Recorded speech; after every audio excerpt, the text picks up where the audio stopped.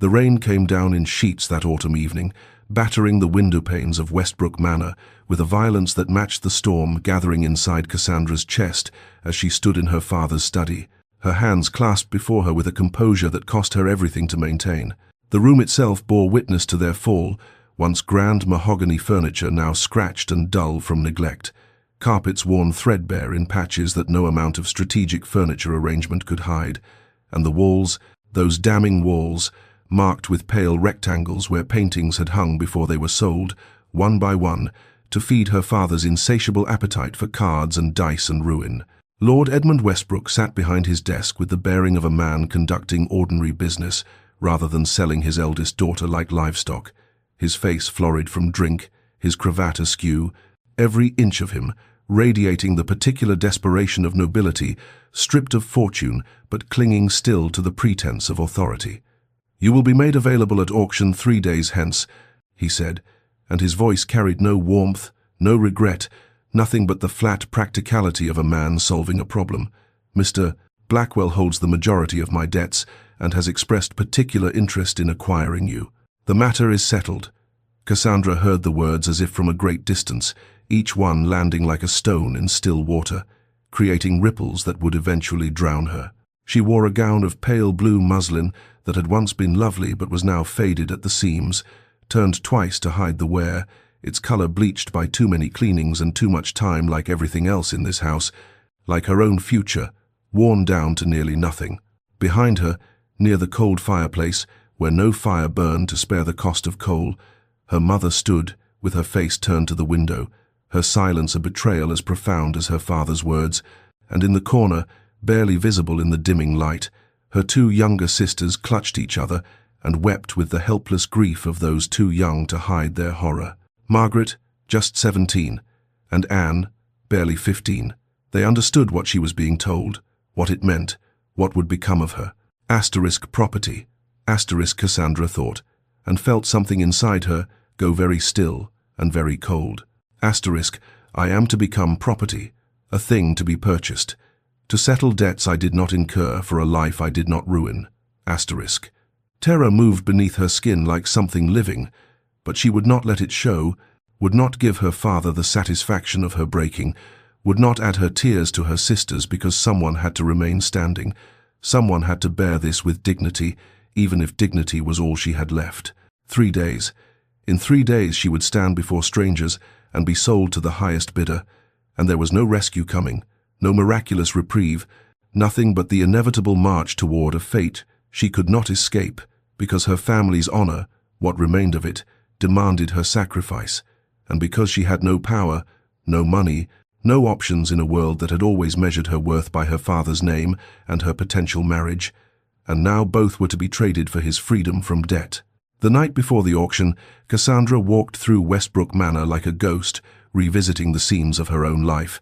her footsteps echoing in the empty ballroom where dust motes danced in the moonlight streaming through windows. No one bothered to clean anymore, and she remembered, oh, how she remembered standing in this very room 6 years ago, in a gown of white silk and silver thread, her hair dressed with pearls, her dance card full before the evening even began, when her father's fortune was still intact, and her future stretched before her like a golden road leading to some vague but certainly pleasant destination. That was before the gambling truly took hold, before the night he lost £5,000 on a single hand of cards and came home with eyes that looked already dead, before the servants began disappearing one by one as wages went unpaid,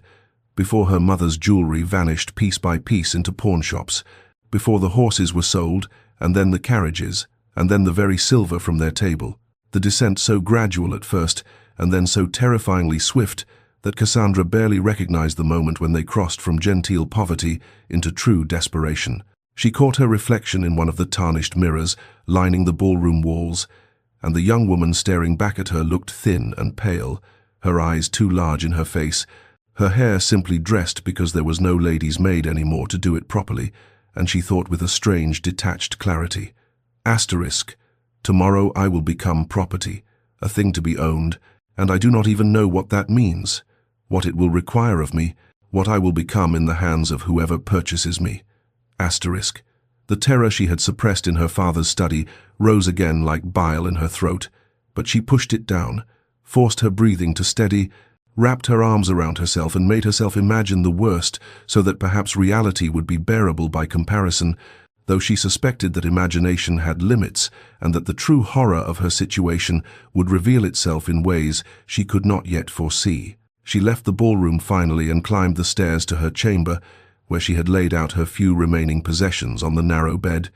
2 changes of clothes, a book of poetry her sisters had given her last Christmas, a shawl knitted by her grandmother years ago, and the locket, her grandmother's locket, gold and delicate, with a tiny portrait of her grandfather inside, the only thing of value she had managed to hide from her father's creditors, the only treasure she had left. Cassandra picked it up, felt its small weight in her palm, fastened it around her neck where it rested against her heart, and knew that whatever happened tomorrow, whatever she became in the eyes of the world, she would keep this one piece of herself, this one connection to a time when she was loved for who she was and not sold for what she was worth. The private club where such transactions occurred existed in a part of London that genteel society pretended not to know, tucked behind a respectable facade on a street where carriages arrived after dark and departed before dawn, and Cassandra entered it on her father's arm, feeling as though she were descending into some underworld from which there would be no return. The interior, all heavy velvet curtains, the color of dried blood and thick cigar smoke that hung in the air like fog, obscuring the faces of the men, gathered there into a blur of predatory interest and casual cruelty. Her father handed her over to an attendant as though she were a coat to be checked, and she was led to a small room where other women waited, 4 of them, ranging from a girl who could not have been more than 16 to a woman perhaps 40, all wearing the same expression of hollow-eyed desperation, all understanding that they were no longer people but lots to be catalogued and sold. And Cassandra sat among them in silence because there were no words adequate to this degradation, no comfort to be offered when they were all drowning. The auction itself was conducted in a room designed to mimic a gentleman's study, as though the trappings of civilization could disguise the barbarity of what occurred there, and when her name was called, Miss Cassandra Westbrook, daughter of Lord Edmund Westbrook, age 23, accomplished in music and French, excellent deportment, she rose on legs that trembled and climbed the 3 steps to the platform with her head high, because she would not, could not, let them see her break, would not give these men the satisfaction of her tears. The crowd assessed her with the detached interest of buyers at a horse fair, noting her posture, her face, the way her simple gown could not quite hide the slenderness of her figure, and she forced herself to look past them, to fix her gaze on the far wall and imagine herself somewhere else, someone else, anywhere but here. The auctioneer began his practiced patter, and the bidding started low, a few desultory offers from men whose faces she could not see, and then a voice cut through the murmur with aggressive confidence. £500. The room shifted, and Cassandra's eyes found the speaker, Mr. Blackwell, her father's primary creditor, a thick-set man with cold eyes and a mouth that curved in what might have been a smile, but looked more like a wound. And she knew with sickening certainty that this was the intended outcome, that her father had promised her to this man in everything but writing, and that Blackwell was bidding not with hope, but with assurance of victory. He raised his own bid twice more, each time with the casual arrogance of a man who believed he had already won, and Cassandra felt the last of her hope drain away as the auctioneer prepared to call the final count, as her future solidified into the nightmare of belonging to a man whose eyes promised nothing but use and cruelty, and she closed her own eyes and felt herself fragment into pieces too small to ever be whole again. As Blackwell's bid seemed certain to win, as the auctioneer's voice began to intone the ritualistic words that would seal her fate, going once, going twice. A disturbance rippled through the back of the room, a sudden shift in the atmosphere, as though a cold wind had blown through those smoke-heavy quarters, and every head turned toward the doorway, where a figure stood silhouetted against the gaslight from the corridor beyond, and Cassandra felt, rather than saw, the collective intake of breath, the way the predatory energy in the room transformed instantly into something else, something like wariness, or perhaps even fear. He entered with the unhurried confidence of a man who had never needed to announce himself, his presence alone sufficient to command attention, and Cassandra saw him clearly now, tall, perhaps 6 feet and more, with dark hair swept back from a face that might have been handsome had it not been so severe, so stripped of anything approaching warmth, his jaw carved in harsh lines, and his mouth set in an expression that suggested he had forgotten how to smile. And his eyes, dear God, his eyes were the color of storm clouds, heavy with winter rain, cold and assessing, and utterly without mercy, as they swept across the room before settling, with an intensity that made her breath catch, directly upon her. The whispers started immediately, sibilant and urgent. Duke Thorn, Alaric Thorn. I thought he never attended these, and Cassandra understood even through her shock that this man was someone of significance, someone whose reputation preceded him like a shadow, and the fragments she caught, ruthless in business, destroyed the Pembroke Shipping Company, hasn't been seen in society since his sister, lives like a hermit at Thornwood, painted a picture of isolation and perhaps tragedy, of a man who had withdrawn from the world and who had no apparent reason to be standing in this degrading place at this particular moment. Blackwell, recovering from his surprise, raised his bid with aggressive confidence. £1,000, his voice tight with barely suppressed anger at the interruption, and the room waited, every eye now moving between the merchant and the Duke like spectators at a tennis match. And for a long moment, the Duke said nothing, merely continued his steady approach down the center of the room, his gait unhurried, and Cassandra noticed his hands, one gloved, one bare, and marked with an old scar that ran from his wrist toward his fingers, white against his skin. And then he stopped, perhaps 10 feet from the platform, looked once more directly at her, with those winter storm eyes that seemed to see straight through to her fractured soul, and spoke in a voice that was quiet but carried absolute authority, a voice that expected obedience and had likely never been denied. One single word that fell into the stunned silence like a stone into still water. Mine! The room erupted, men shouting questions and protests, the auctioneer stammering something about proper bidding procedure, Blackwell's face flushing dark with fury, but the Duke ignored them all, his gaze never leaving Cassandra's face, and she found herself unable to look away, unable to breathe, unable to comprehend what was happening, except that her fate, which had seemed so horribly certain only moments before, had suddenly become something else entirely, something unknown and terrifying in a completely different way. The Duke named his sum in that same quiet voice that somehow carried to every corner of the room, a figure so staggering that it drew gasps even from men accustomed to vast wealth, £3,000, triple Blackwell's offer, spoken as casually as though he were ordering tea, and the silence that followed was absolute, broken only when Cassandra's father lurched forward with undisguised avarice lighting his features, his voice trembling with greedy eagerness as he declared, "Sold, Your Grace. Sold indeed. The transaction is most agreeable," his hands already reaching as though he might grasp the money from the air itself, and Cassandra felt a wave of revulsion, so profound she swayed where she stood, understanding in that moment that her father would have sold her for far less, that she had never been a daughter to him, but merely an asset to be liquidated when his debts came due. Blackwell's fury was a living thing, his face mottled purple as he surged forward, his voice tight with barely controlled rage as he hissed, "This is irregular, Your Grace, highly irregular." There was an understanding. But the Duke simply turned those winter storm eyes upon him with such cold disdain that Blackwell's words died in his throat, and when the Duke spoke, it was with the absolute certainty of a man who had never been challenged and never would be. "Your understanding is no concern of mine, Blackwell, and if you have complaint with how I choose to spend my funds, I suggest you take it up with your own conscience, presuming you possess one." The threat beneath the polite words was unmistakable, a promise of destruction should Blackwell press further,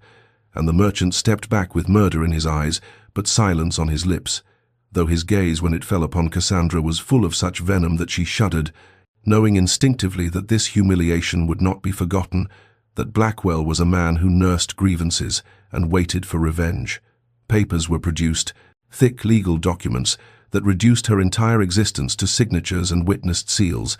and she watched as though from a great distance, while her father and the Duke bent over the table, while money changed hands in the form of a bank draft, while the auctioneer stammered his congratulations and the other men in the room began to disperse. Their entertainment concluded, and then the Duke was moving toward her, climbing the 3 steps to the platform where she still stood frozen. And he extended his hand, the scarred one, she noticed, not the gloved, with a formality that seemed absurd, given that he had just purchased her like a piece of furniture. "Come," he said, that single word again, but this time it was not a declaration of ownership, but something closer to an invitation. And Cassandra placed her trembling hand in his, because she had no choice, because he owned her now in every legal sense, because Blackwell's eyes were still burning into her back, and anywhere was better than here, and his hand was warm and steady, and surprisingly gentle as it closed around her cold fingers.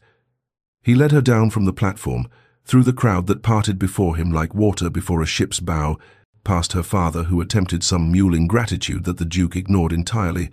past Blackwell whose hatred followed them like a physical presence, and out into the night where a carriage waited, black and expensive and imposing, with a ducal crest on the door that gleamed in the gaslight, and the Duke handed her up into the interior with the same careful formality before following her in, settling into the seat opposite rather than beside her. And then they were moving, the carriage pulling away from that terrible place, and Cassandra sat in the darkness broken only by the passing street lamps and felt the full weight of what had just occurred crash over her in waves. Her thoughts swirled chaotic and desperate. Who was this man? What would he demand of her? Would he be cruel or merely indifferent? What did he want that was worth £3,000? What had she heard of Duke Thorne? Ruthless, isolated, tragic, dangerous, and she stole glances at him across the dim interior. But his face was turned toward the window, his expression unreadable, his posture rigid with a tension that suggested he too was perhaps not entirely at ease with what he had done, and the silence stretched between them heavy with all the questions, neither asked until the city gave way to countryside, and Cassandra understood they were traveling some distance, that wherever he was taking her was far from London, far from anything she knew, and terror and exhaustion warred within her until she felt she might shatter from the pressure of not knowing, of being property now in truth, of belonging to a stranger whose single word mine had changed everything and promised nothing except that her future, whatever it held, would be entirely in his hands. Thornwood revealed itself gradually as the carriage wound through its grounds. First the iron gates with their intricate scrollwork standing open as though expecting them, then the long drive lined with ancient oaks whose bare branches formed a tunnel overhead, their twisted silhouettes stark against the pre-dawn sky, and finally the house itself emerging from the darkness like something from a Gothic romance, all stone and turrets and mullioned windows that caught the first pale light of morning, beautiful in a severe and isolated way that matched its master perfectly. And Cassandra felt her breath catch at the sight of it, this place that was to be her prison or her sanctuary, or perhaps something she had no words for yet. The carriage halted before the main entrance where warm light spilled from the doorway and a figure waited. A woman of perhaps 50 years with a kind face that bore the comfortable lines of someone accustomed to smiling, though her expression now was carefully neutral as she descended the steps, and the Duke handed Cassandra down with that same formal care he had shown throughout their journey, his touch brief and impersonal, before turning to the woman and saying simply, "Mrs. Hartley, this is Miss Westbrook. She is to be made comfortable in the East Wing chambers," and the housekeeper's eyes flickered with something, surprise perhaps, or curiosity, before she curtsied and murmured, "Of course, Your Grace, everything has been prepared." Cassandra followed Mrs. Hartley into the house, her last glimpse of the Duke showing him standing motionless in the drive, his face turned away toward the lightening horizon, a solitary figure who seemed more lonely than imposing in that moment, and then she was inside, where warmth enveloped her, and the beauty of Thornwood's interior struck her with unexpected force. Polished wood and rich carpets and paintings that glowed in the candlelight, everything speaking of wealth and taste and care, nothing like the decaying grandeur of her father's house. And Mrs. Hartley led her up a sweeping staircase and through corridors until they reached a suite of rooms that made Cassandra stop in the doorway, stunned. The chambers were far more luxurious than she had expected, decorated in soft blues and creams, with a four-poster bed that looked like something from a fairy tale, a writing desk by the window, a dressing room beyond, and a fire already crackling in the hearth. And Mrs. Hartley moved about, lighting more candles while explaining in a gentle voice where things were kept, and then the Duke appeared in the doorway, still formal, still distant, and said without preamble, Rest, Miss Westbrook. We will speak tomorrow about the arrangement." And before Cassandra could form a response, he was gone, his footsteps receding down the corridor, and she was left standing in the middle of this beautiful room, feeling more confused than ever, because nothing about this matched her expectations, not the lack of demands, not the separate chambers, not the careful distance he maintained, as though she were a guest rather than property he had purchased. The first night passed in sleepless disorientation, her body exhausted but her mind racing, unable to reconcile the Duke's coldness with his apparent kindness, unable to understand what he wanted from her if not the obvious things men wanted. And as dawn broke, she rose and began to explore her chambers more thoroughly, running her hands over the fine fabrics and expensive furnishings. And it was then she noticed the portrait hanging in the dressing room. A young woman, perhaps 20, with dark hair and eyes that held a profound sadness, beautiful but haunted, and something about her features seemed familiar in a way Cassandra could not place. When Mrs. Hartley returned with breakfast, Cassandra asked about the portrait, and the housekeeper's expression shifted into something heavy with old grief, as she said softly, "That was Lady Eleanor, the Duke's sister," and the past tense registered like a blow, and Mrs. Hartley continued, "She died 5 years ago, miss, and the Duke has never been the same since." But she would say no more, leaving Cassandra with the weight of that knowledge and the growing certainty that whatever had brought the Duke to that auction house, whatever had made him speak that single word, mine, it had something to do with the sad-eyed woman in the portrait, something to do with tragedy and perhaps with guilt, and Cassandra understood that she had become part of a story that had begun long before she ascended that terrible platform, a story whose ending was not yet written and whose meaning she could not yet comprehend. The breakfast meeting occurred in a dining room that seemed too large for 2 people, its long mahogany table gleaming in the morning light that streamed through tall windows overlooking the grounds, and Cassandra sat at one end while the Duke occupied the other, the distance between them feeling both physical and symbolic, a chasm of uncertainty and unspoken questions, and when he finally spoke after the servants had withdrawn, his voice was measured and formal, each word carefully chosen as though he were delivering a business proposal rather than addressing the woman he had purchased 3 days prior. "Miss Westbrook," he began, not meeting her eyes but instead focusing on the coffee cup he turned between his hands, "I should clarify the nature of your position here so there can be no misunderstanding. You will serve as my hostess for necessary social functions, accompanying me to those events where appearance demands a feminine presence at my side, and in return you will have the freedom of Thornwood and all its resources, your own chambers, your privacy respected absolutely. Nothing more will be required of you." The words should have brought relief, and perhaps they did in some distant corner of her mind, but mostly Cassandra felt her confusion deepen into something approaching bewilderment, because this was not how such arrangements worked, not in any story she had heard or reality she understood, and she found herself speaking before caution could stop her. "I do not understand what you want from me, Your Grace." He looked at her then, really looked at her for the first time since they had left London, and his winter storm eyes held something she could not name, pain, perhaps, or determination, or a weariness that spoke of battles fought long before she entered his life, and his response came quiet but absolute. "I want nothing from you. Miss Westbrook, I merely prevented Blackwell from acquiring you. That is the beginning and end of it." But that answer satisfied nothing, explained nothing, and Cassandra felt frustration rise sharp in her throat as she pressed, "Why?" The single word hung between them, weighted with all her incomprehension,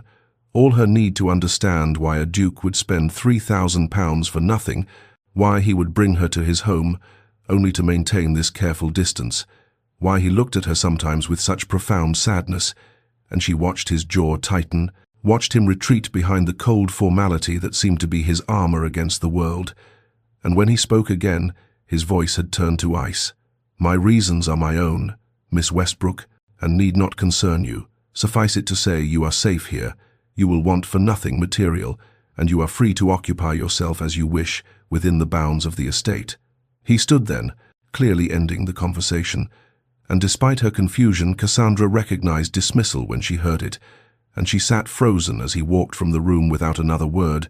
leaving her alone in that too large dining room with 1,000 questions and not a single answer that made sense. The weeks that followed settled into a pattern so strange she sometimes wondered if she had dreamed it all. They lived separate lives under the same roof, occupying different wings, keeping different hours, meeting only at formal dinners where conversation remained relentlessly impersonal, discussions of weather and estate business, and nothing that touched on anything real, and the Duke maintained his careful distance, as though she were made of something that might shatter at his touch, or perhaps as though he feared what might happen if the space between them ever closed. Cassandra existed in a peculiar limbo, neither servant nor guest, neither prisoner nor free, technically owned but treated with a respect that seemed at odds with her purchased status, and she spent her days wandering Thornwood's beautiful rooms, feeling like a ghost haunting someone else's life, waiting for something to shift, for understanding to dawn, for the Duke to reveal what he truly wanted from this bizarre arrangement. But he remained as distant and impenetrable as winter itself, and she remained as confused as the day he had spoken that single word "mine" and changed everything while explaining nothing at all. Cassandra began to notice things in the subtle way one observes the changing of seasons, small details accumulating into patterns that revealed the man behind the cold formality,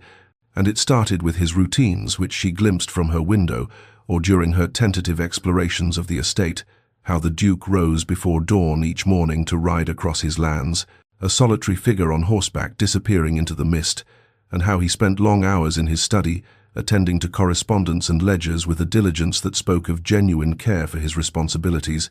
And then there were the visits to the village, which she learned about from Mrs. Hartley, who mentioned in passing that His Grace had gone to see about the Thompsons' leaking roof or the Wainwrights' sick child,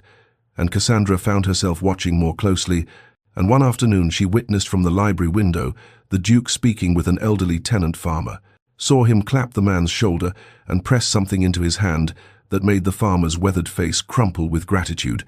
and later she heard from a maid that the Duke had paid the doctor's bills for the entire village through the winter, without anyone knowing, until the doctor himself had mentioned it, and these glimpses accumulated into a portrait that contradicted everything she had heard about the ruthless Duke Thorn,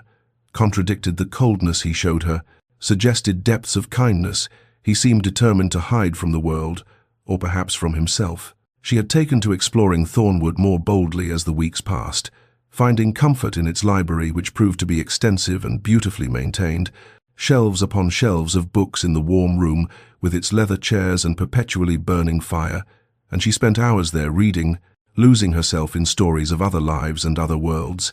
And it was there one evening, as autumn deepened toward winter, that she found him, the Duke standing before the poetry section with a slim volume in his scarred hand, so absorbed he did not hear her enter, and she almost retreated, but something made her speak. "I did not expect to find you here, Your Grace." He turned sharply, his usual mask slipping for just a moment to reveal something almost like embarrassment before his features schooled themselves back to neutrality, and he said, "I do occasionally read, Miss Westbrook, despite what society may believe of me,"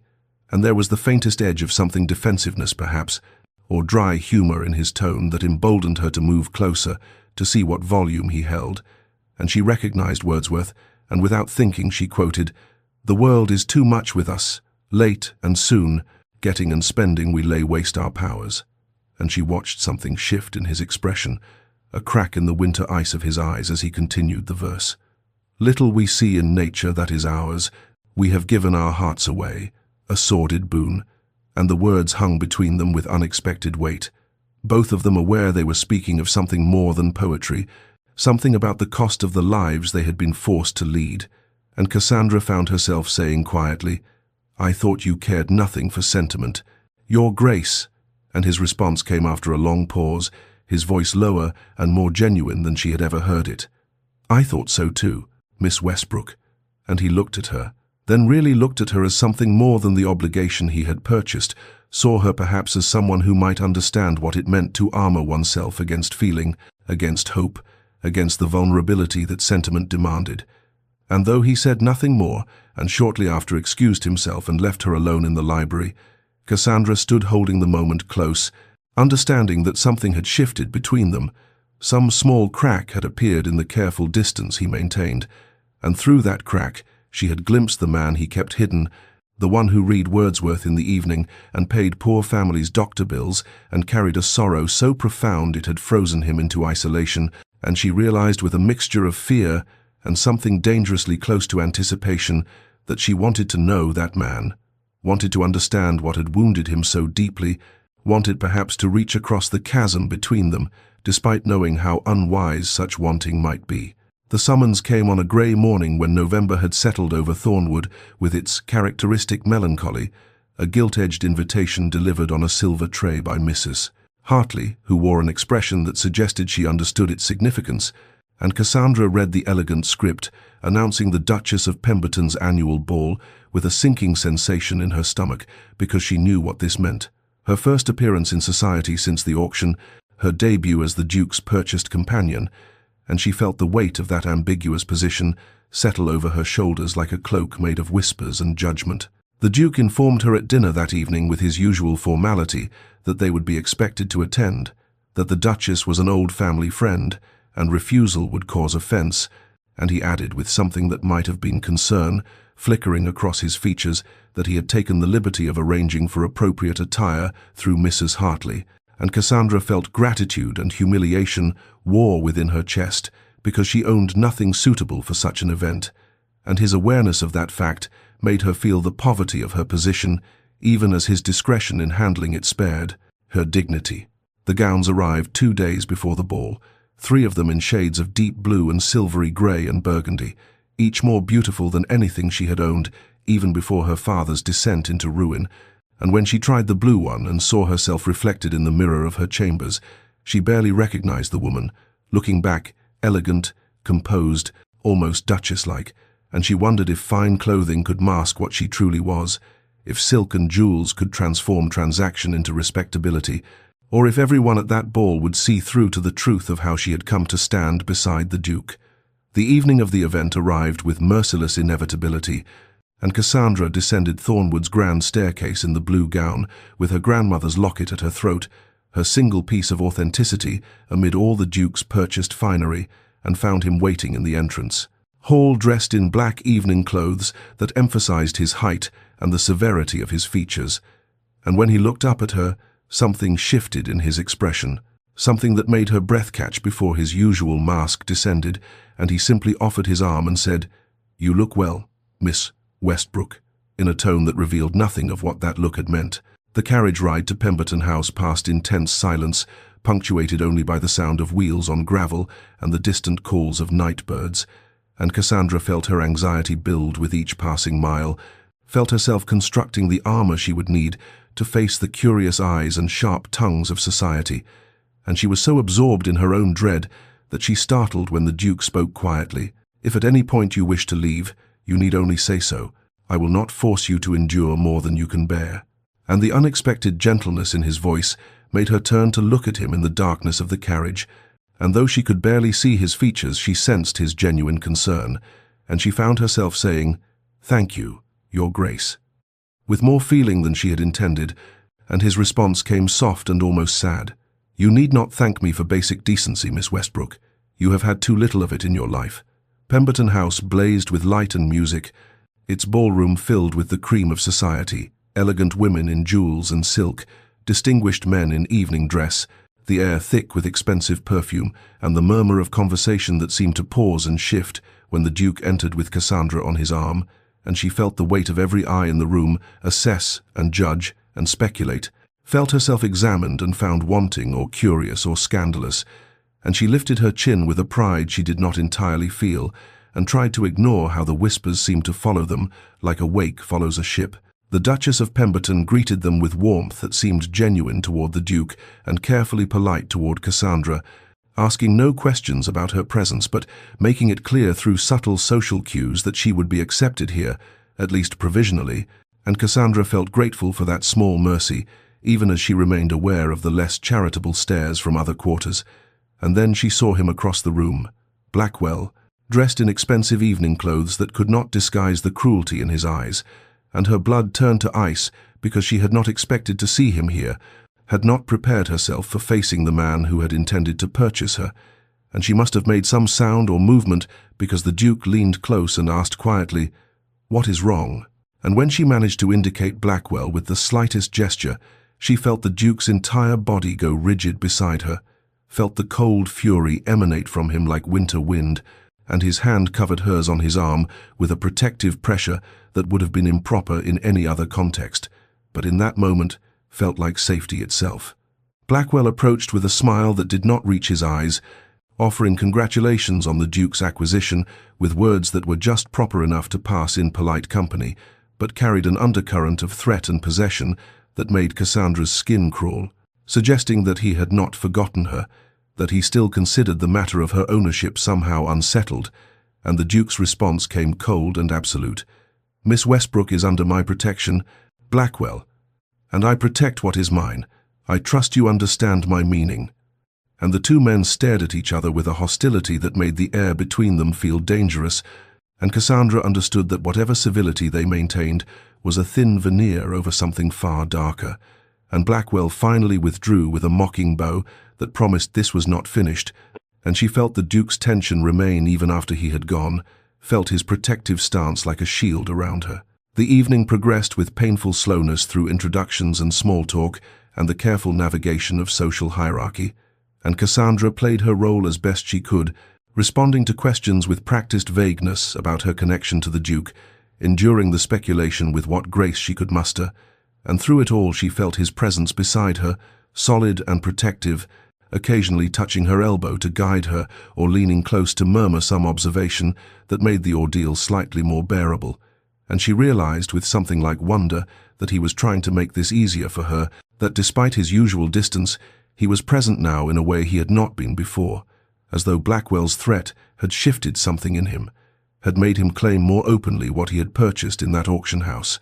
When the music began and couples moved to the floor, the Duke turned to her with formal courtesy and asked if she would honor him with a dance, and Cassandra felt her heart stutter, because this would be different from standing beside him in conversation. This would require touching him, being held by him, moving with him in the intimate choreography of the waltz, and she placed her hand in his and let him lead her onto the floor, and when his arm encircled her waist and they began to move, she felt the shock of proximity. This was the closest she had ever been to him. The first time their bodies had aligned in any way,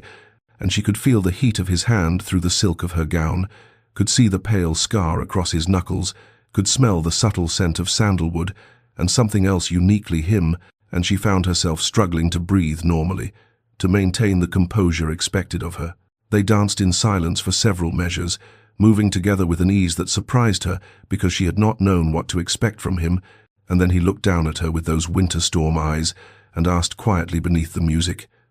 "Are you well, Miss Westbrook?" And the question carried weight beyond its simple words,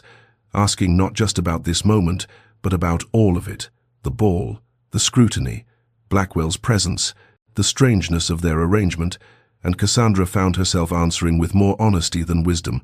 "I don't know what I am, Your Grace." And she saw something flicker in his expression, some recognition or understanding or shared confusion, and his hand tightened slightly on her waist, and he said nothing more, but she felt the connection between them hum with unspoken things, with questions neither dared ask and answers neither knew how to give,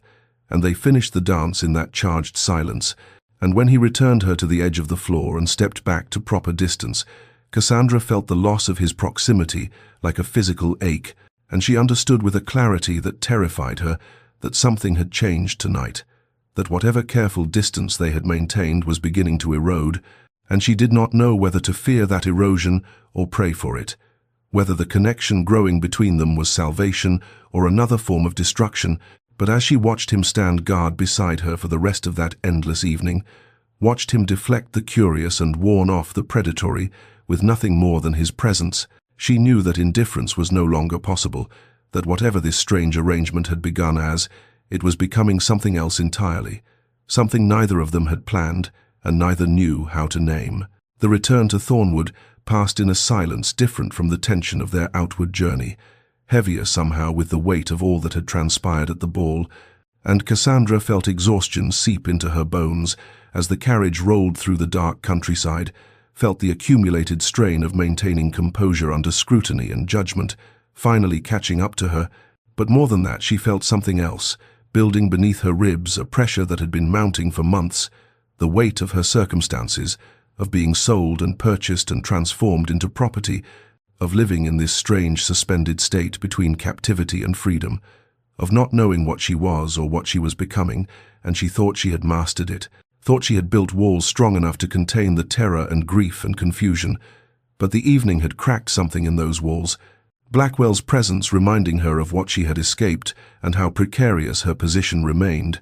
and by the time they arrived at Thornwood and she retreated to her chambers with murmured, thanks to the Duke, for his protection, she felt herself trembling with more than fatigue. She dismissed her maid and prepared for bed alone, donning her nightdress with hands that shook, taking down her hair with fingers that fumbled at the pins,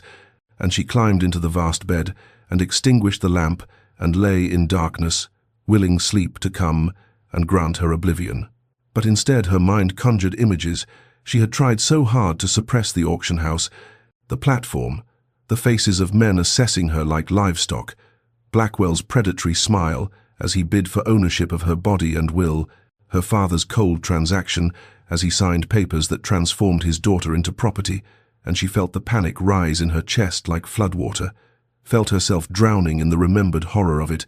and she must have fallen into some nightmarish half-sleep because suddenly she was back on that platform, back in that room thick with cigar smoke and masculine entitlement, and Blackwell was reaching for her with hands that promised cruelty, and she tried to run but her legs would not move, tried to scream but no sound emerged, and the gavel was falling, sold, sold, sold, and she woke with an actual scream tearing from her throat, bolt upright in the darkness of her chambers with her heart hammering and tears streaming down her face, and the echo of her own terror ringing in her ears. She heard footsteps in the corridor, rapid and urgent, and then a knock at her door, and the Duke's voice came through the wood edged with concern. "Miss Westbrook, are you well?" And she tried to answer, tried to summon the composure to say she was fine, merely a nightmare, nothing to concern him, but instead what emerged was a sob, and she heard him hesitate on the other side of the door before his voice came again, quieter. "May I enter? I wish only to assure myself you are not in distress," and she knew she should refuse, knew the impropriety of admitting him to her bedchamber in the middle of the night, but she found herself saying yes, please, in a voice she barely recognized as her own, small and broken and desperately in need of another human presence to anchor her to reality. He entered carrying a lamp, still dressed in his evening clothes, though his cravat was loosened and his hair disheveled as though he had been running his hands through it, and when the light fell across her face and he saw her tears, saw her shaking, something shifted in his expression, the careful distance he always maintained crumbling into genuine alarm, and he set the lamp on the bedside table and stood there clearly uncertain of what to do, propriety warring with concern, and finally he said, "I heard you scream, I thought." But he did not finish the sentence, and Cassandra felt the last of her carefully constructed walls collapse, felt months of suppressed emotion surge up and overwhelm her, and she began to weep in earnest, great gasping sobs that shook her entire frame, and she heard herself saying things she had never meant to speak aloud. "I was property. I stood on a platform like livestock, and men bid for the right to own me. And my father sold me, my own father, and I don't know what I am anymore. I don't know if I'm free or captive, if I'm guest or prisoner, if I'm human or just something you purchased." And the Duke moved then, crossed the space between them and sat on the very edge of her bed at a careful distance, and his voice when he spoke was rougher than she had ever heard it, raw with some emotion she could not name. "You are not property, Miss Westbrook. You were never property. What was done to you was unconscionable, and I—" He stopped, seemed to struggle with himself, and then continued in a voice barely above a whisper. "I attended that auction because I received word it was taking place, because I knew what it was and what would happen to the women sold there, because—" Another pause, longer this time, and when he spoke again she heard old pain threaded through every word. "Because my sister was sold in such a manner years ago, before I had the power or resources to prevent it, sold to settle my father's debts when I was barely 20 and still under his control, and by the time I came into my title and went searching for her it was too late. She had died in misery and degradation before I could find her, before I could save her. and Cassandra felt her own grief momentarily eclipsed by understanding, by the sudden comprehension of why he had been at that auction, why he had bid for her with such absolute authority, why he had brought her here and asked nothing of her, and he continued speaking as though a dam had broken. "I cannot save her, Miss Westbrook. I failed her, and that failure will haunt me until I die. But when I received word of that auction, I thought I could perhaps save someone else, could prevent another young woman from suffering what my sister suffered, could use the wealth and power I gained too late to help her to help another. And so I went, and I saw you standing there with such terrible dignity in your fear,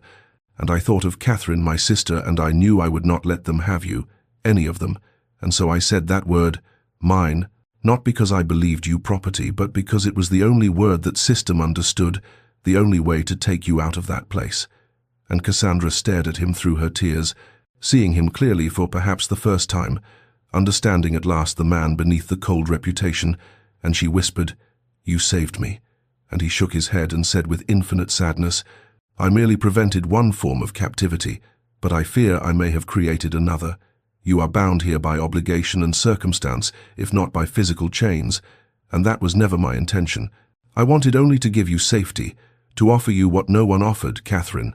And Cassandra felt something shift in her chest, felt the fear that had consumed her begin to transform into something else, something that recognized the gift he had given her even in its imperfect form, and she reached out without thinking and placed her hand over his scarred one and said, "You gave me life, your grace, when I had resigned myself to living death. You gave me dignity when the world would have stripped it from me, and whatever obligation binds me, here I am grateful for it, grateful for you."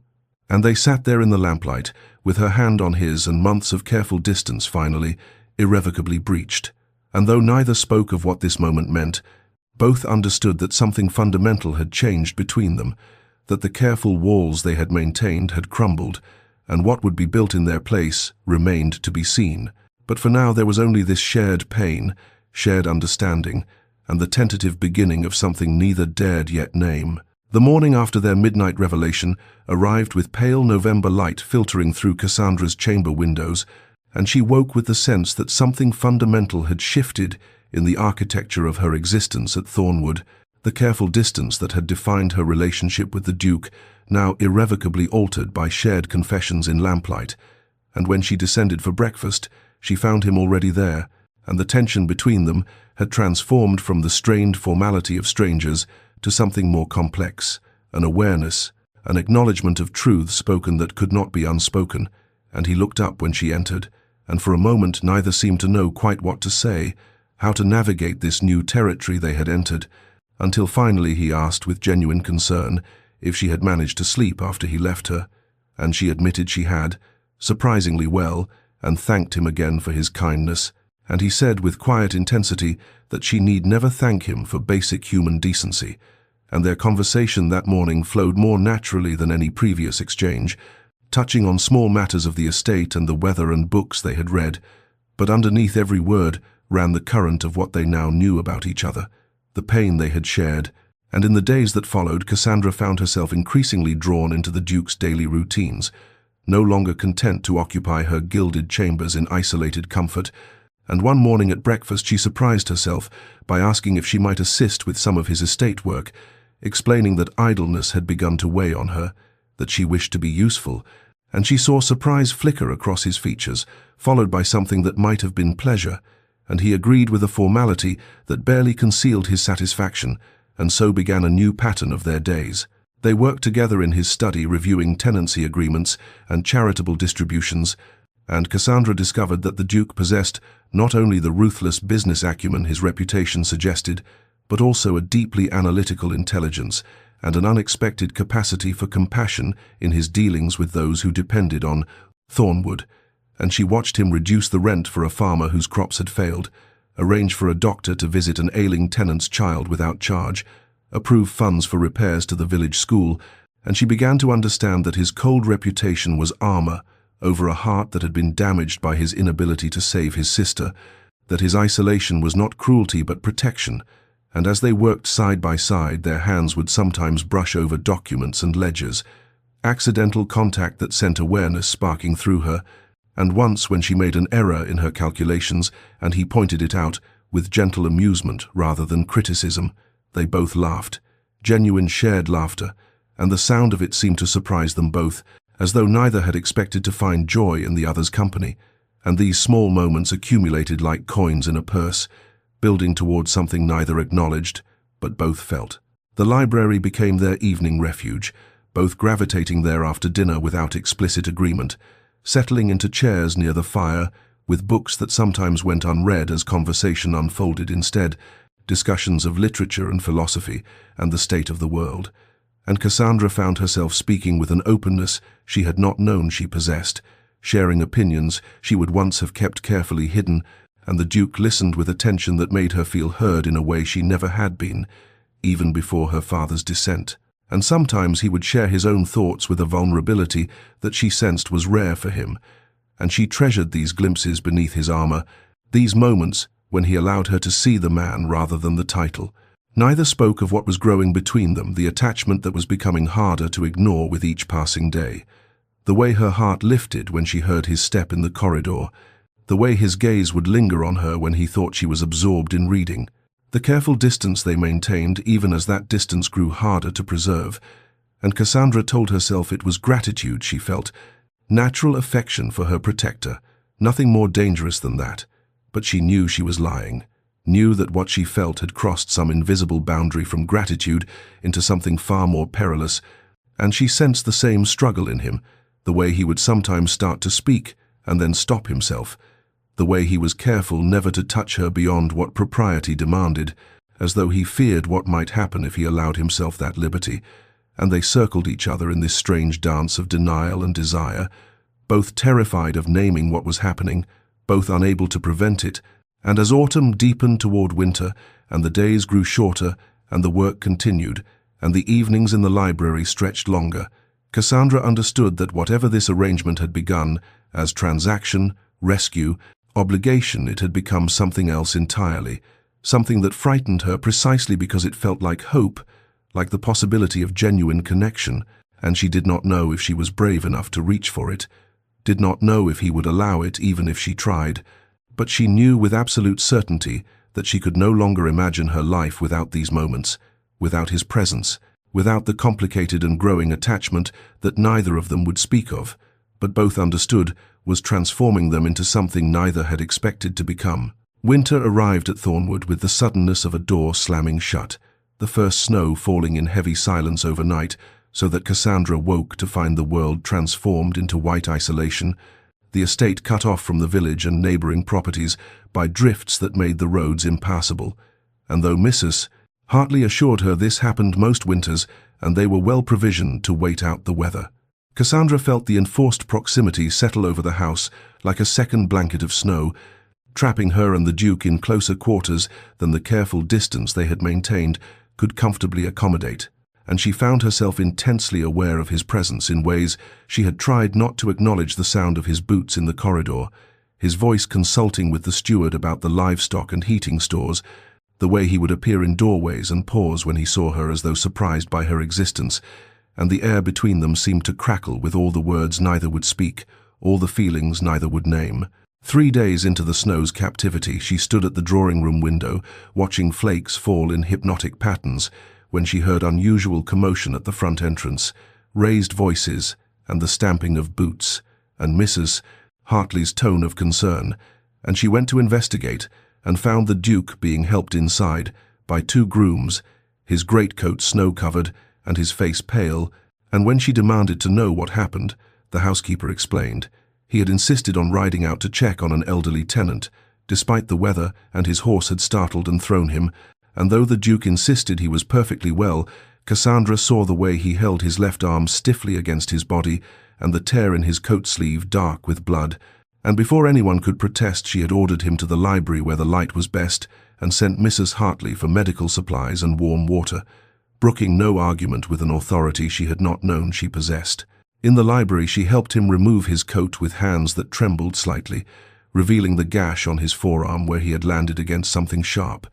the wound not dangerously deep but requiring attention, and when she had cleaned away the blood with careful, gentle pressure and he sat in stoic silence watching her minister to him. She felt the intimacy of the moment settle around them like a third presence, her fingers on his bare skin as she worked, his steady gaze on her face, the quietness of the snow-muffled house containing them in this bubble of forced proximity. And when she had cleaned the wound and was binding it with practiced movements learned from tending her sister's childhood injuries, he spoke quietly.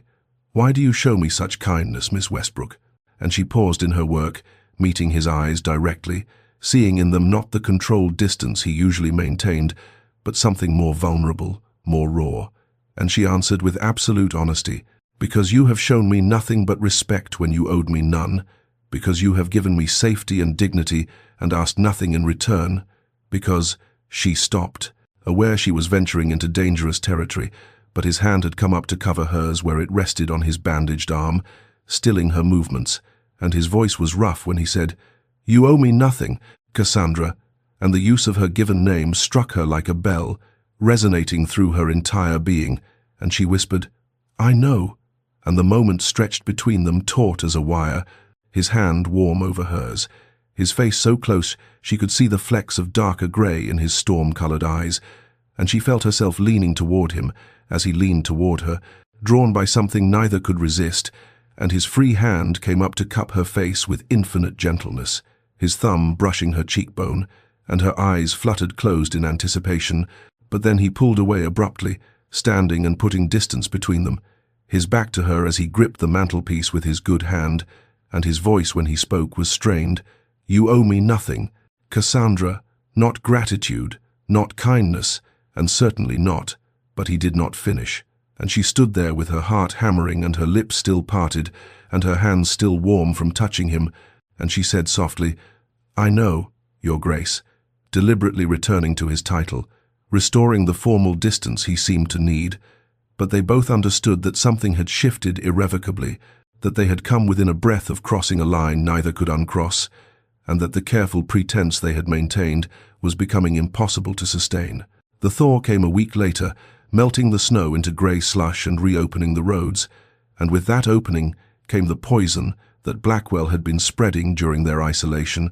whispers that reached Thornwood first through the post, anonymous letters delivered in unmarked envelopes, their contents vicious and explicit, detailing what the writers imagined occurred between the Duke and his purchased woman, speculating on the depravities that must transpire within Thornwood's walls, suggesting that Cassandra was nothing more than an expensive courtesan dressed in respectability's stolen clothes. And Cassandra opened the first letter without thinking and felt the words slash through her like knives, and though she tried to hide it from the Duke, he saw the paper trembling in her hands at breakfast and demanded to know its contents, and when she reluctantly showed him, she watched his face transform into something cold and terrible, a fury so controlled it was more frightening than shouting would have been, and he told her quietly to burn it and forget it. But more letters came, and then Mrs. Hartley reported with distress that the village shopkeepers had heard rumours that tongues were wagging about the Duke's arrangement, and when the Duke made his regular charitable visits, he was met with sidelong glances and barely concealed speculation, where before there had been respect, and Cassandra understood with sinking certainty that Blackwell had orchestrated this campaign of destruction, that his wounded pride and thwarted acquisition had transformed into systematic revenge, and she felt the weight of being the instrument of the Duke's social ruin settle over her like a shroud. She found him in his study 3 days into this siege of rumour, standing at the window with rigid shoulders, and she said quietly that she should leave, that her presence was destroying his reputation, that she had brought nothing but trouble to his house, and he turned on her with such intensity that she stepped back, and his voice was low and fierce when he said, "You will not leave," and she tried to explain that she was ruining him, that the whispers would only grow louder, that his standing in society was being shredded because of her, and he crossed the room in 3 strides and took her shoulders in his hands, not roughly but firmly, and said with absolute conviction, "You will not leave unless you wish it, do you understand me? Not for rumour, not for reputation, not for anything but your own desire." And she looked up into his storm-grey eyes and felt tears she had been holding back begin to fall, and she whispered, "I don't wish it," and watched something break open in his expression, and he said roughly, "Then stay," and the words hung between them heavy with all the feelings neither would name, and his hands on her shoulders tightened fractionally before he released her and stepped back, and she understood that they had just crossed some invisible line, that her admission of not wanting to leave and his fierce insistence on her staying had been confessions of a kind, acknowledgments of the attachment they had pretended did not exist, and though neither spoke the word love, it roared beneath their careful formality like a river under ice. And when he turned back to the window and said with forced calm that he would handle Blackwell, and she need not concern herself, she wanted to cross the room and touch him, to place her hand on his rigid back and offer comfort, but she did not, because they had already ventured too close to dangerous territory, and instead she said quietly that she trusted him, and left him standing there, and spent the rest of the day in her chambers trying to understand when exactly her gratitude had transformed into something far more consuming, when exactly she had fallen in love with the cold Duke who had bought her freedom and asked nothing in return, and whether he felt even a fraction of what she felt, or whether his fierce protectiveness was merely principle, the determination to shield what he considered his responsibility, and the not knowing was its own particular torment. Blackwell arrived at Thornwood on a cold morning when frost still clung to the windows, arriving without invitation or announcement, his carriage rumbling up the drive with an presumption that made the servants exchange worried glances, and when the Duke was informed of the visitor in his study, Cassandra saw his expression transform into something glacial and terrifying. But he instructed Mrs. Hartley to show the man in and gestured for Cassandra to remain, though she had begun to rise, saying quietly, "Stay, you should hear this." And when Blackwell entered with his merchant's false gentility and calculating eyes that slid over Cassandra with proprietary assessment, she felt her stomach turn with instinctive revulsion, and he wasted no time on pleasantries, but laid a sheaf of legal documents on the Duke's desk with theatrical precision, announcing that the auction had been invalid, that Lord Westbrook had signed a promissory note using his daughter as collateral weeks before the auction occurred, that this prior claim superseded any subsequent transaction, and therefore Miss Westbrook legally belonged to him and must be surrendered immediately, or he would pursue the matter through courts and Parliament and every social channel available, ensuring the Duke's reputation and finances would be destroyed in the process. Cassandra felt the blood drain from her face as Blackwell's words sank in. The nightmare she thought ended returning with renewed horror, the prospect of being handed over to this cruel man who looked at her like merchandise, and she saw her hands begin to tremble in her lap and pressed them together to still them. But the Duke's voice when he spoke was cold as midwinter ice, asking to examine the documents, and Blackwell handed them over with barely concealed triumph, while the Duke read with methodical care, his scarred hand steady on the papers, his expression revealing nothing. And when he finally looked up, his eyes were winter storms, and his voice was quiet in the way that precedes violence when he said, "These claims will be investigated thoroughly, and if there is any legitimacy to them, it will be addressed through proper legal channels. But Miss Westbrook will not be going anywhere with you today or any day, unless a court of law compels it, which I very much doubt will occur." Blackwell's face reddened with anger barely controlled, and he leaned forward with veiled menace, suggesting that the Duke might reconsider given how thoroughly he could destroy a reputation, how whispers about the Duke's unnatural arrangement were already circulating, how a protracted legal battle would expose every detail of their living situation to public scrutiny, and surely the Duke would prefer to avoid such scandal. And Cassandra watched the Duke stand slowly, drawing himself to his full height, and his voice was steel wrapped in silk when he said, "Get out of my house, and if you set foot on my property again I will have you arrested for trespassing, and I suggest you retain excellent legal counsel, because I will be pursuing charges of fraud and blackmail, and I assure you that my resources for such pursuits are considerably more extensive than yours." And Blackwell blustered and threatened, but the Duke simply rang for servants to escort him out, and when the merchant had been removed and his carriage heard retreating down the drive, Cassandra found she could not stop shaking. The terror of being returned to Blackwell's control overwhelming her composure,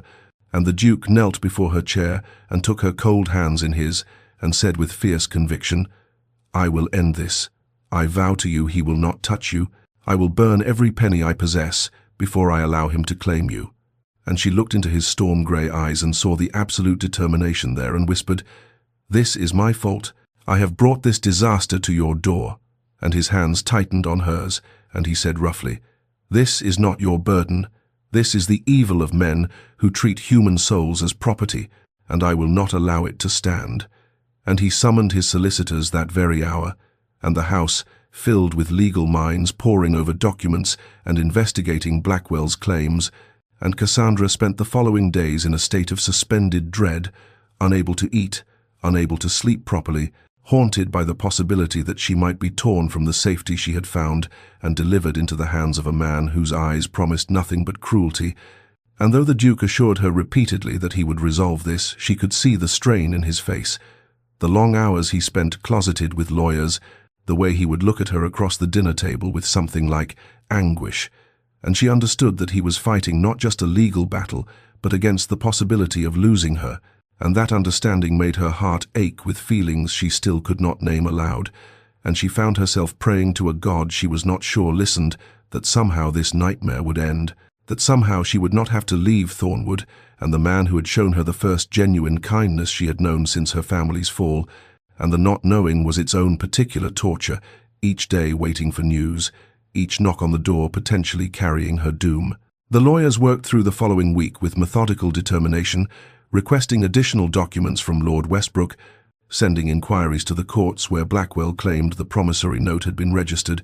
consulting with experts in contract law and debt instruments, and during this time Thornwood felt suspended in amber, the normal rhythms of the household continuing, but with an undercurrent of dread that touched everything, and Cassandra found herself withdrawing into silence, spending long hours in her chambers, staring out at the grey March landscape, and contemplating the very real possibility that she would be torn from this place that had become home, from the man who had become infinitely more than her rescuer. And the weight of being the cause of the Duke's troubles pressed on her with suffocating heaviness until she could no longer bear it,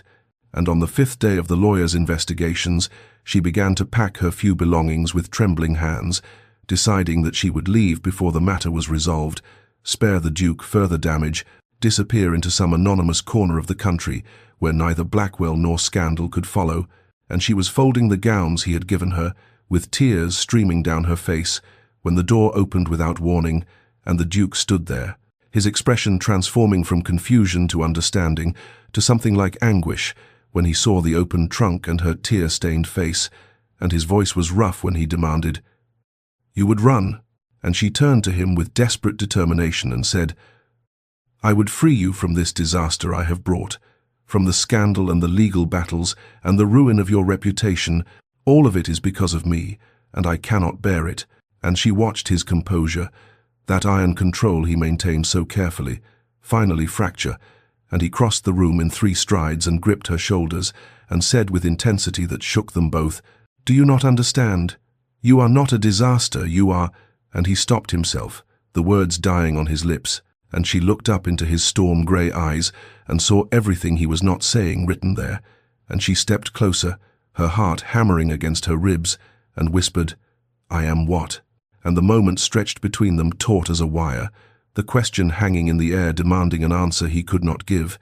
and she watched him struggle with it, saw the war between his desire and his principle, and finally he turned away from her, releasing her shoulders and putting distance between them, and his voice, when he spoke, was carefully controlled, but she could hear the tremor beneath it when he said, "You are under my protection, that is all, and I will not have you flee like a criminal when you have done nothing wrong." And she stood there with her hands clenched at her sides, understanding that he had retreated behind his walls again, but his voice had betrayed him. That slight tremor had told her what his words would not, and she knew, with certainty that both terrified and exhilarated her, that whatever he felt for her went far beyond duty or principle or the memory of a dead sister. And she knew that he knew she understood, that in that moment when he had stopped himself from speaking the truth, they had both acknowledged what lay between them, even as they continued to pretend it did not exist. And when he asked her in a quieter voice to please unpack, to trust him to resolve this matter, to promise she would not leave without telling him, she nodded mutely and watched him leave the room with rigid shoulders, and she stood there among her half-packed belongings, feeling as though she had just survived something tremendous, and she pressed her hands to her face and allowed herself to acknowledge for the first time in full consciousness that she loved him, that she had fallen completely and irrevocably in love with the cold Duke, who who had bought her freedom and asked nothing in return, and that he felt something for her too, something he would not name, but that burned in his eyes when he looked at her, and the knowledge was both agony and strange joy. Because even if Blackwell's threat was defeated, even if she remained at Thornwood, the chasm between what they felt and what they could acknowledge seemed unbridgeable, separated by his fierce honor that would not allow him to claim her when she had been purchased, when she might feel obligated, when the power between them was so unequal, and she understood that his very decency was the wall that kept them apart, and she did not know how to breach it. The lawyers arrived at the Duke's study on the 8th day of their investigation with expressions that told the story before they spoke a word, and the senior solicitor, a grey-haired man named Pemberton, who had served the Thorne family for decades, laid out the findings with precise satisfaction, explaining that Blackwell's documents were forgeries, and rather clumsy ones at that the dates on the promissory note did not align with Lord Westbrook's actual whereabouts, according to his club's records, that the signature had been witnessed by a man who had been dead for 2 years at the time of the supposed signing, that the court registration Blackwell claimed was entirely fabricated, and that furthermore, their investigation had uncovered a pattern of such fraudulent schemes by which Blackwell had intimidated and extorted numerous families over the years, and the Duke listened to this recitation with a face like carved stone, and then asked in a voice of deadly calm what recourse they recommended, and Pemberton suggested immediate and very public exposure, a confrontation at Blackwell's own club with witnesses of standing who could attest to the evidence, a complete dismantling of the man's credibility that would end not only this particular threat but his ability to prey on others, and the Duke agreed without hesitation, and that very afternoon travelled to London with his solicitors and several gentlemen of unimpeachable reputation, and Cassandra was not present for what occurred, but heard the account later from Mrs. Hartley, who heard it from the Duke's valet, how the Duke had entered the club where London's merchant class gathered to conduct business and called Blackwell out before dozens of witnesses, presenting the evidence of forgery with methodical precision, how Blackwell had blustered and threatened and finally tried to flee, only to find the Duke's men blocking the exits, how the constabulary had been summoned and Blackwell taken into custody, while the assembled men murmured about the audacity of forging legal documents and defrauding the peerage, and by evening it was done, Blackwell's reputation destroyed, his business interests collapsing as creditors and partners distanced themselves, and word came that he had fled London entirely to escape prosecution, disappeared to the continent where the Duke's reach could not follow, but where he could do no further harm to Cassandra or anyone else, and when the Duke returned to Thornwood late that night and came to inform her that the threat had ended, she felt such overwhelming relief that her knees nearly buckled. But the relief was complicated by a new tension, because now nothing prevented the truth between them from being spoken, no external threat to distract from the question that hung in the air whenever they were in the same room. And in the days that followed, they moved around each other with careful avoidance, their conversations polite and surface level, both aware that something must be said, but neither willing to begin it, and Cassandra found herself in a state of suspended anticipation, unable to settle to any task, watching him covertly across the dinner table and seeing the same tension in his shoulders. And finally, on the 4th day after his return, he asked her at breakfast with studied casualness if she would meet him in the library that evening. There was a matter they needed to discuss, and she agreed with a calmness she did not feel, and spent the remainder of the day in an agony of speculation about what he would say, whether he would ask her to leave now that the danger had passed, whether he would maintain the pretense that nothing lay between them, whether she would have the courage to speak her own truth if he did not speak his. And when evening came, and she made her way to the library, her heart was beating so hard she could hear it in her ears, and she paused outside the door to steady herself before entering to face whatever would come next. She entered the library to find him standing before the fire, his posture rigid with tension, and the room glowed with amber light that cast shadows across his features and made the familiar space feel transformed into something both intimate and formal, a stage for whatever scene was about to unfold,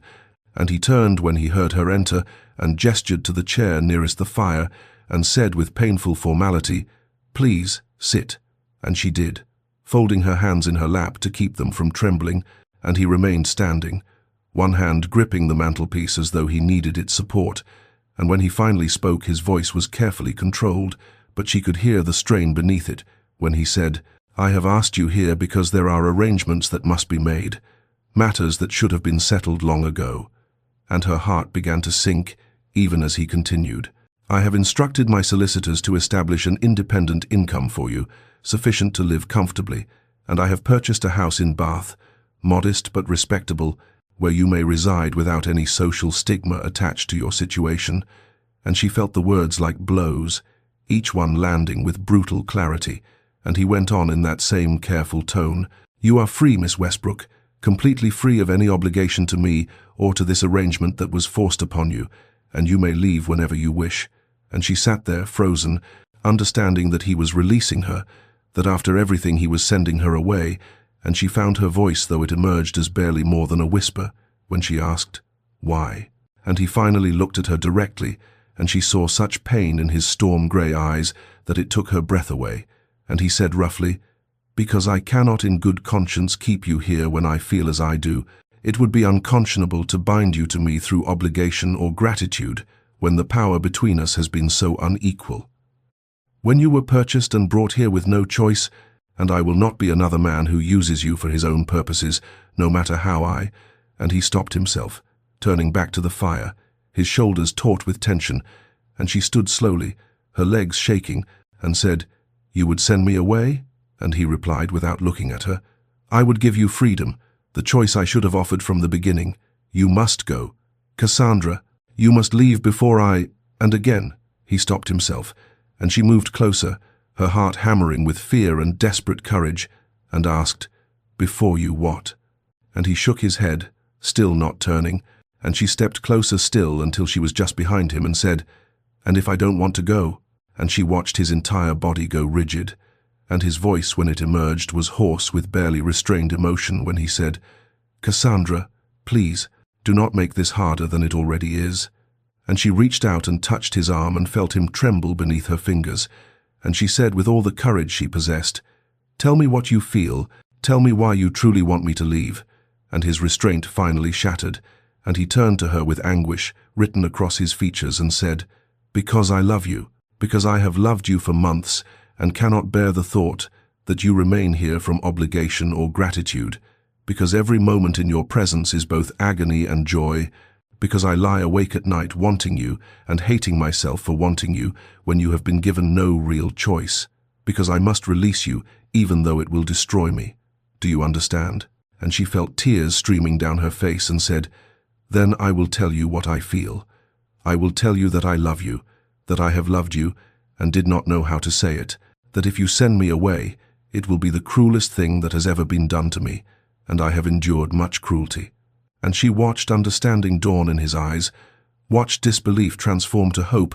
and he raised one shaking hand to her face and whispered, "You love me?" And she nodded, unable to speak past the tears. And he pulled her into his arms with a sound that was half laugh and half sob, and he kissed her with months of denied longing, and she kissed him back with equal fervor, and the distance that had separated them collapsed in an instant, and when they finally drew apart, he held her face between his hands and looked at her as though she were something miraculous and said,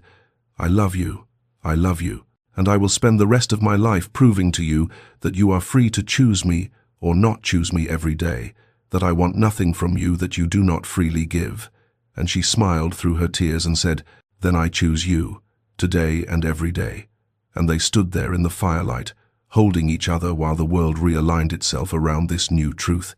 and everything that had been broken began, finally, to heal. They talked through the night, sitting together on the sofa before the dying fire, sometimes holding hands, and sometimes simply close enough to feel the warmth of each other's presence,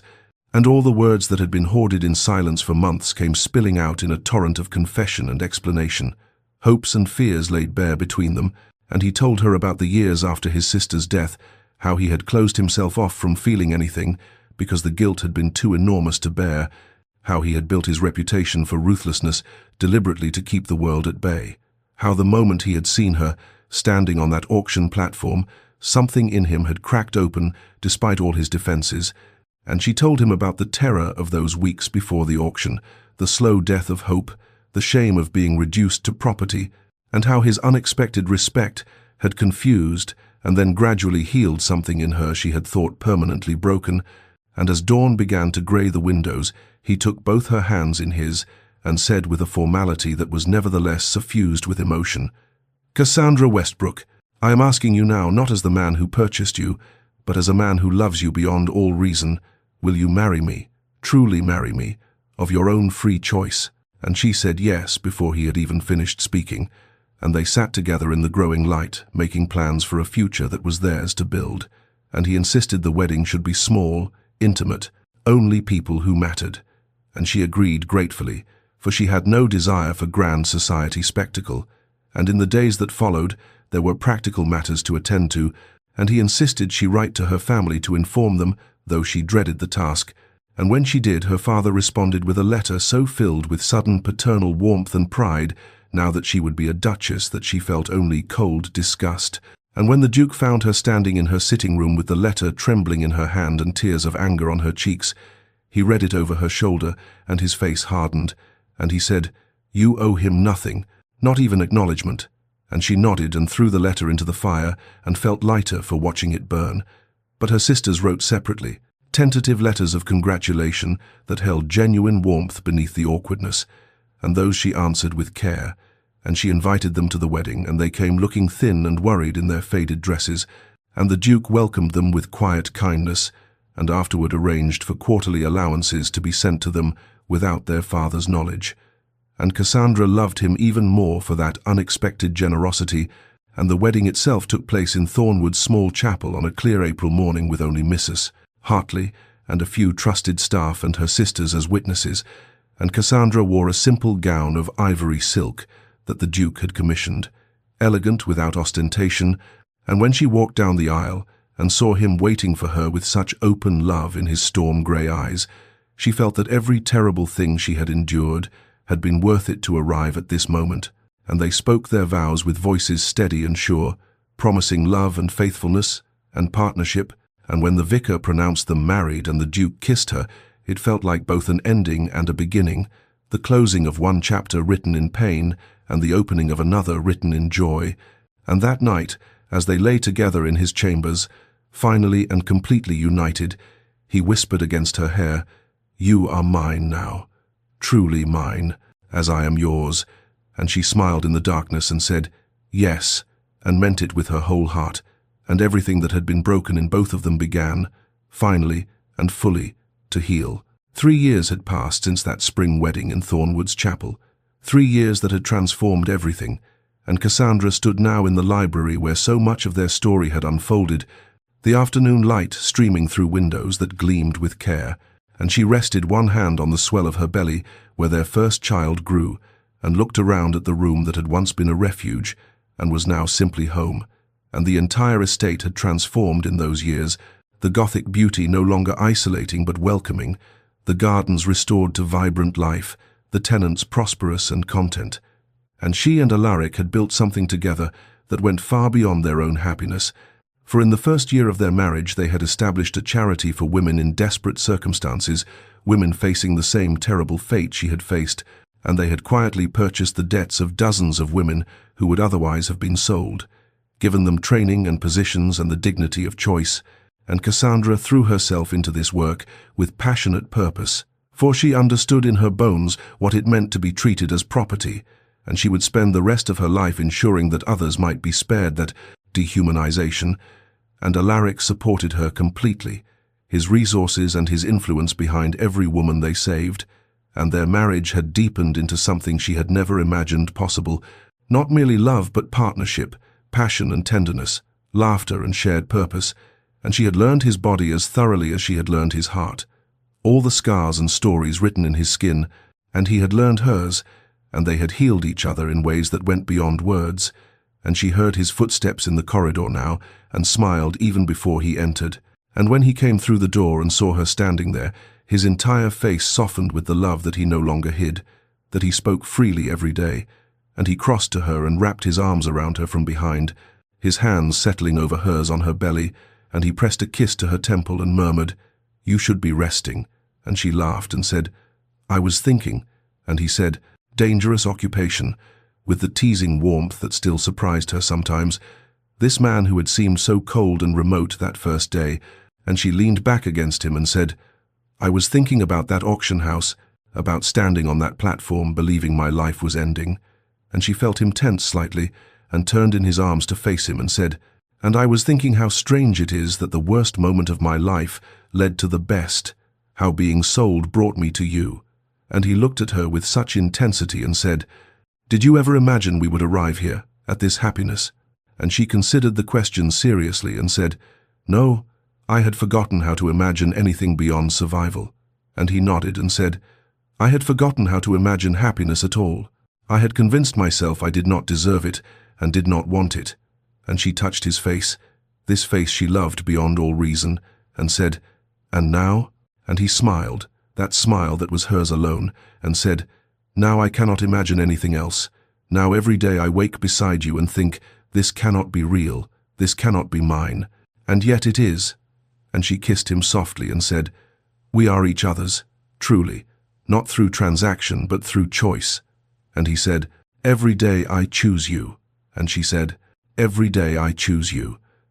And they stood there in the library while the afternoon light turned golden, and their child moved beneath her hand, and everything they had built together surrounded them, solid and real, and earned through patience and courage, and the willingness to believe that even the most broken things could heal. 2 summers later, on an evening so perfect it seemed painted by a divine hand, Cassandra stood at the window of the nursery and watched her daughter playing in the garden below,